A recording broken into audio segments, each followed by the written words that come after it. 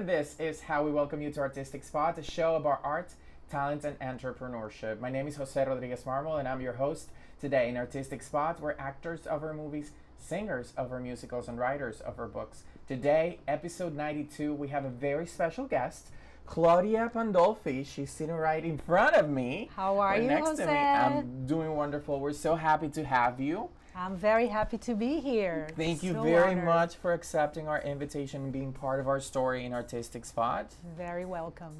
So, Claudia, you were born and raised in Brazil, but you have been here in the United States for more than 20 years. Can you tell us a little bit more about your Well, it's backstory? actually more than 20 years. My dad, when I was 14, got transferred to Michigan. So that's where I attended high school, went to Groves High School and in Bloomfield Hills. And so then my journey was like going back to Brazil, coming back here, back to Brazil, and so that's how it evolved. So this last time that I've been here, it's been 25 years. Wow, 25 years. And what brought you to Orlando? My parents always had a condo here because we used to spend like family vacation, and so, and then I had a period was I was finishing school in Brazil and I got divorced, unfortunately, and it was a tough time, and I decided to come back here, you know, just for a while. I was thinking of maybe spending like 6 months here doing something, maybe taking some classes, and you know, and it's been 25 years. Then I met my husband and we got married, and then it's been great. So that's how I've been in Orlando for 25, 26, I don't even remember. Wow, that's a long time. So now, Claudia, tell us a little bit about your story as an artist. You have been focusing on mosaic art for a few years, starting in 1994, but then you made like a little twist to your roots and your background in fashion and design, and that's why you have this beautiful jewelry. Can you tell us about that pathway between being a mosaic artist all the way through jewelry? It was fun because back in Brazil in the 80s, I went to business administration, which I hated so much. I can't even tell you. So what I did, I quit that and went to fashion school for a year. Loved it, and within like a year and a half I had my own store, my own boutique, and then it just went from there. I wasn't designing jewelry, I was making, just like assembling, but I wasn't fabricating. So but I had my own line of clothing, which I loved, and so that was the 80s for me. It was awesome. And then I started taking some mosaic classes. This is beginning of the 90s, and so then I loved it. So I shifted from that to mosaics and worked with that for 15 years. So when I didn't move here, so when I came here just for a while, and I'm still here, I dove into mosaics and I loved it. It was wonderful. So I had this line, which was more like art, and I also used to work with designers and architects, like doing installations, floors and murals, and it was wonderful. And then I got a little tired of that, and I decided to take a class on fabricating, on metalsmithing, which is the jewelry. And then I fell in love with it, and it goes back to my, you know, my fashion background. And it's been, I don't know, over 10 years, and I love it. It's been such an incredible journey because that opened so many doors into different, you know, I don't know, ways of making jewelry. So it's been amazing. Can you tell us about those doors that this have opened for you that maybe mosaic art didn't at one point? I don't know, because it was so organic, the transition from this, my first line, I was still learning the process, you know, and I had an amazing coach and teacher. And so this was more what I was making, but I transitioned, and my first line was basically mosaics on jewelry. I wish I had a piece here, but that was such a long time ago. They're all gone. And they were fantastic. They were stones and, you know, like assembled in like mosaics. And I used to call my mosaic line. I still do some rings like that. And it was amazing. So it was very organic. And the doors, it was more like I discovered like more like the organic, how to encase it in metal and create sculptures, which is another, you know, it's not so much the fabrication with the torch and stuff. It's very organic and very artistic too. They're one of a kind. Whatever you create, whatever God gives you, and you know, whatever you find is what you deal with. So that's the door that opened, that I think it's so unique and it's fascinating. Like every piece is a story. It tells a story, and I love the mermaids. That's my thing. So that's, I believe that's what I discovered with the jewelry, that mosaic, as fabulous as it was. I miss it. I might do something in terms, I like the wings, you know, so I might do something. I don't know. I miss it a little bit. What's the story behind the wings that we see in this beautiful mosaic in the back and the beautiful jewelry that you put together in mermaids? What's the story behind that? Ooh, that's a good question. Let me see how I can organize that. The wings were about, I don't know, maybe it was such an incredible time in my life. You know, I was rediscovering myself. Even though fashion was always very creative and very fun, you know, I love fabrics and textures, and so the wings, when I started doing the mosaics, I didn't have the wings. This was actually my last collection. Wow, it's that beautiful. I did.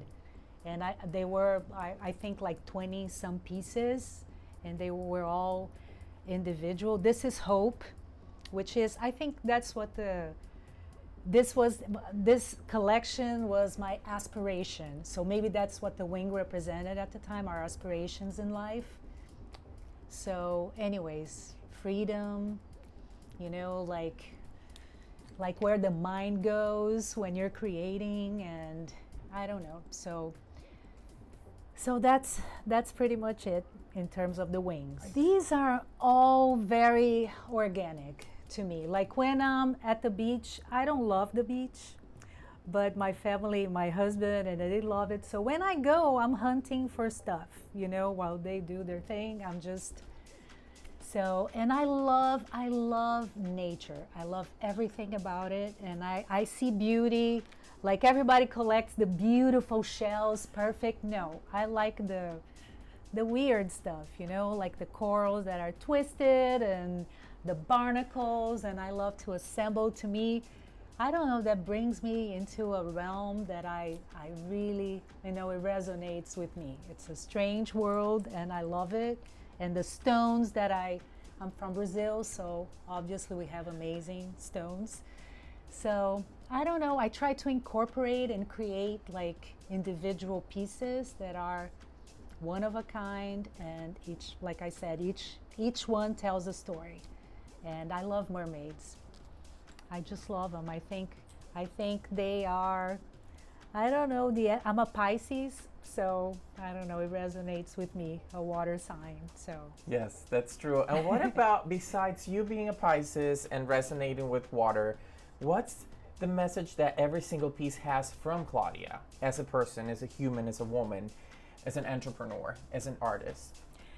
I think when I create my pieces, it is about, I know I don't have the most amazing technique in terms of, you know, anything. Even in my mosaic, I always knew it wasn't the perfect smalty mosaic, but it is about being unique.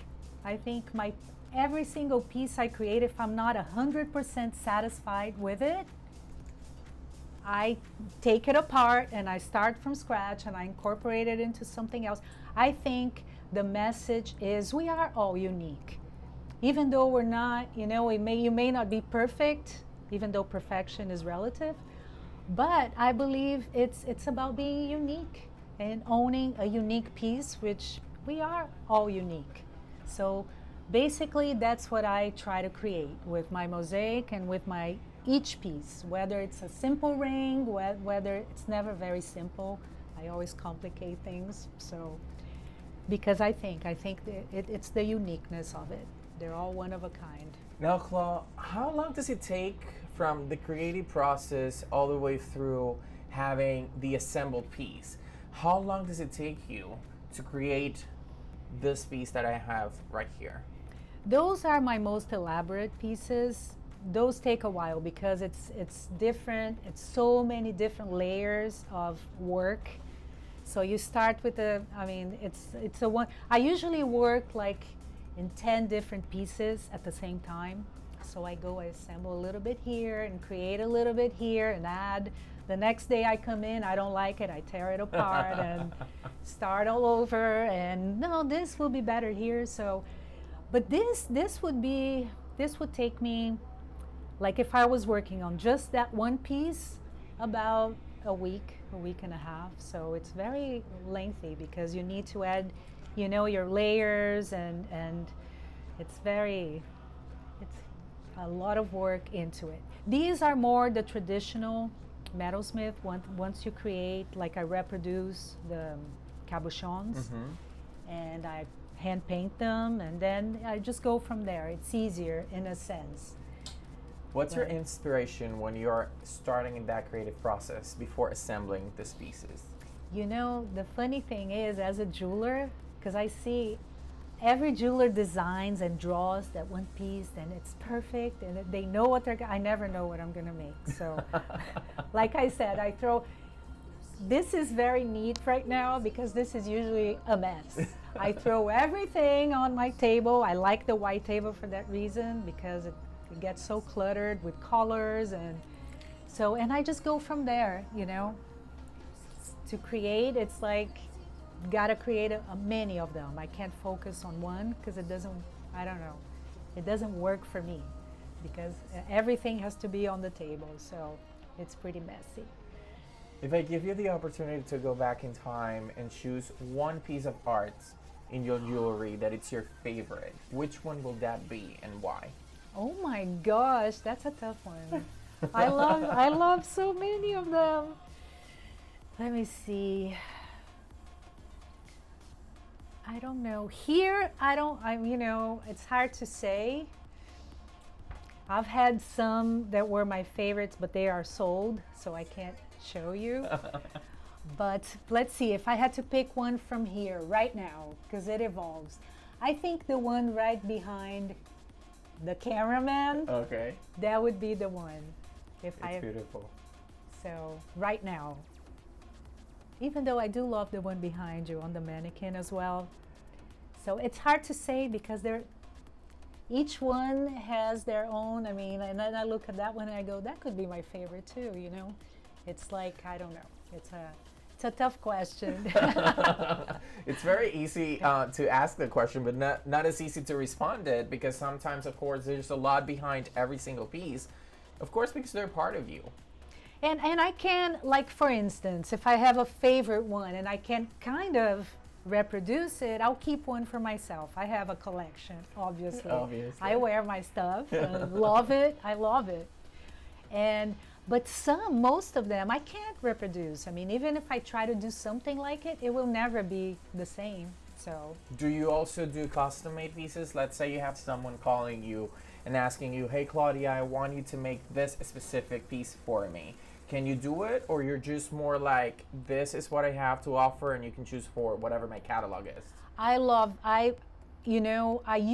done some. Doesn't work. It doesn't work because it's too lengthy and people, since, I usually don't know what I'm gonna create, it's hard to, with the mosaic is different. Then when I was hired to do something, I knew what I was doing exactly. Yes. That's very different. But with jewelry, I think it's harder. I've done it. Some people, sometimes they bring me a stone and go, do whatever you want with it. Then I can handle it. But if it's gonna be like so, I don't know. I don't like to. I just like to create, and I've been very blessed.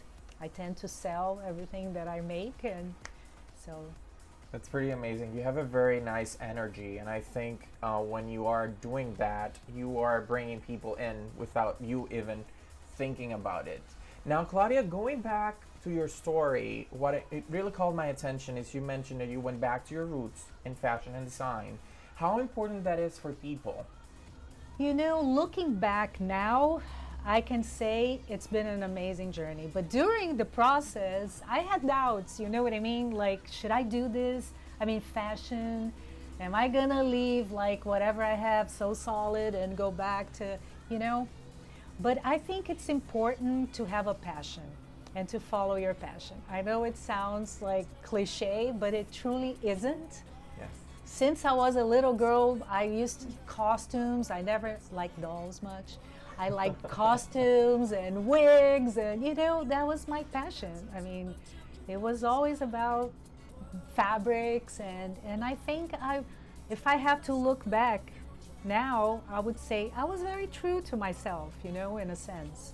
I think that's why, I don't know, it's an energy because I never let go of that.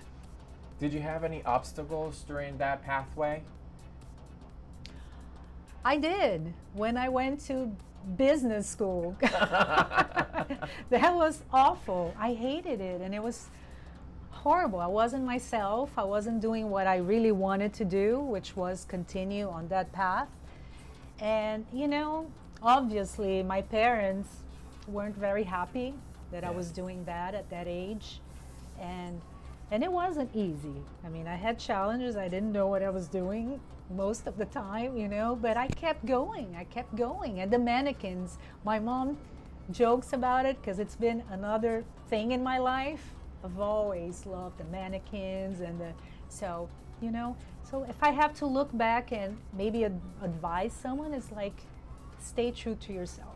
Yes, that's a beautiful message. So now, Claudia, you've been in Favo for 6 years. So tell us about your experience having your own studio at Favo and the importance of people to step out of the comfort zone and maybe try to look up for those creative opportunities that are out there, especially in the city of Orlando.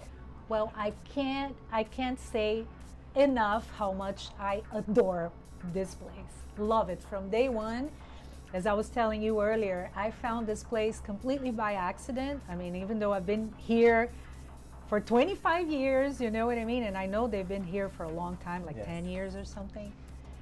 And it was a drive. I was bringing my kid to school, which is a block from here, and I had never seen this place before. And I took a wrong turn one morning, you know, probably before coffee. And I found this place, and it's been amazing. And so I called Will Benton, and he had one space available, which was downstairs at the time, and it was fabulous. I moved in like immediately. I painted the floors. I did whatever I had to do just to be here, and it's been amazing. I was in another commercial space, but it was more like an office building with nothing to do with artists. And so it's been a blessing. This place is amazing. It's incredibly well run. And, you know, and what I love about it is that you have your own space. You're in and out, but you are in a community of amazing people, you know? So there's that. How important is the support for local artists for you? How important? Yes. Oh my gosh, it's everything. Everything. And it's been so challenging with COVID, you know. But I also feel that it hasn't decreased. You know what I mean? I think honestly it's so strong, and so, you know, people are so supportive of arts and in general that, I don't know, this place has been full, which I don't know. I thought it would be, you know, challenging. And it was challenging, obviously, but I don't know. I think people tend to support local art, you know, and it's wonderful. So now, Claudia, where can people follow you and find you on social media? If you have a website, where can they purchase your pieces of art and jewelry? Where can they go to and see more of Claudia and everything that you have to offer? Well, I'm here. I have my studio by appointment. Even though I'm here every day, people come. I have clients that come here, obviously. And But I am in museum stores. That's my niche. So I am at the Polk Museum. I'm at the Orlando Museum of Art. And it's been an amazing venue because since they are one of a kind, it's amazing. So galleries and museum stores. And I have a website, which is a little obsolete. I need to do something about it. So, and my website is claupandolfi.jewelry. And I am on Instagram as well. And what's your Instagram handle, Clau? Clau Pandolfi. So you can follow Clau Pandolfi on Instagram, her website, and you can also visit her at Favo Motel Studios, Faith Arts Village in Orlando. And of course, stop by the Orlando Museum of Art and get some of her jewelry. And also, you can go ahead and purchase online on your website. Absolutely, yes. There's my phone number.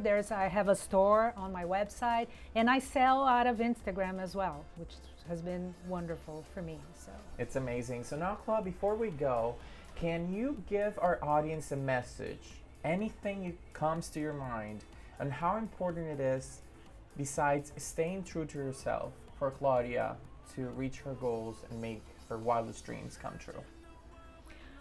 I would say, with all the COVID, that's been such an incredible experience for everybody in the whole world, which is incredible. But I would say that, stay true to yourself. I hate to say it again, but that's my message because it's the story of my life. I did it. And again, I had its challenges, but I say do it. I almost thought of not being here last year when everything happened. It was so crazy. Nobody knew what this was going to do. And I kept coming here. It was just Will and I here for a while, every day. And so, again, that's what I have to say. Stay true to yourself. Just if you have a passion, pursue it. Thank you, Claudia, for joining us in episode 92 of Artistic Spot. We're so happy to have you and tell your story. This is your home, and now we have a home where we can come and visit Claudia at Favo. Absolutely. Right? You're all very welcome. Thank you for being part of our story. And for those of you, our audience, don't forget to tune us back in next week in Artistic Spot, where you are also the artist. Thank you.